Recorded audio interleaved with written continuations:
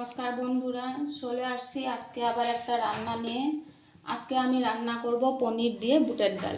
সেটা কিভাবে রান্না করব সেটাই তোমাদের সামনে তুলে ধরব।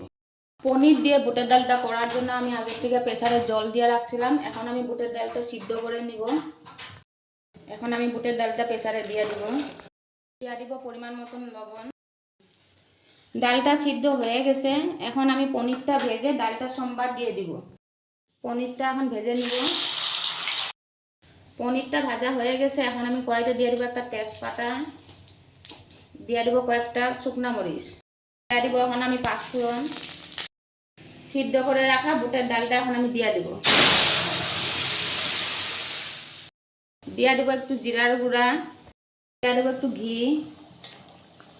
দিয়ে দিব একটু গরম মশলা, দিয়ে দিব এখন ভাজা রাখা পনিরটা। এই যে আপনাদের সামনে রেডি পনির দিয়ে বুটের ডাল। ভালো লাগলে লাইক কমেন্ট শেয়ার করবেন। চলে আসবো আবার একটা রান্না নিয়ে।